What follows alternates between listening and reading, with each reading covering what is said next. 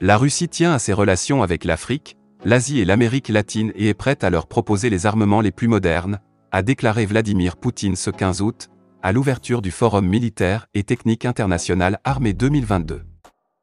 Inaugurant le Forum militaire et technique international Armée 2022 ce 15 août, Vladimir Poutine a fait part de la disponibilité de la Russie à offrir à ses alliés, dont les pays africains, ces nouveautés du secteur militaro-industriel. La Russie tient sincèrement à ses relations historiquement amicales et stables avec l'Afrique, l'Asie et l'Amérique latine.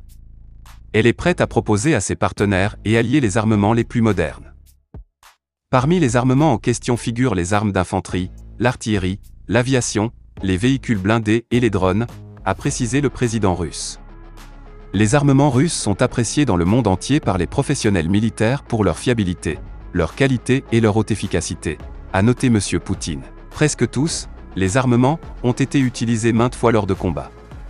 En mettant en valeur la présence de nombreux alliés et partenaires de la Russie sur plusieurs continents, Vladimir Poutine a prôné le développement ample multilatéral de la coopération militaro-technique, compte tenu du monde multipolaire en cours de formation.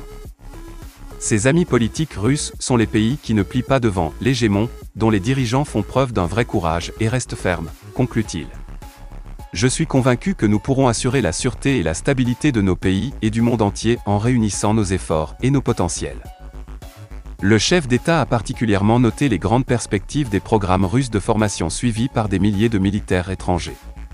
Enfin, il s'est prononcé pour la tenue de nouvelles manœuvres avec ses alliés. Comme avant, nous invitons nos alliés et partenaires à participer à divers types d'exercices militaires conjoints, y compris à l'échelle du commandement, lors de son discours. Le président russe s'est aussi prononcé sur l'opération militaire spéciale en Ukraine, dont l'un des objectifs est la dénazification. Les leçons de la tragédie effrayante provoquée par le nazisme au XXe siècle ne doivent pas être oubliées, a-t-il indiqué.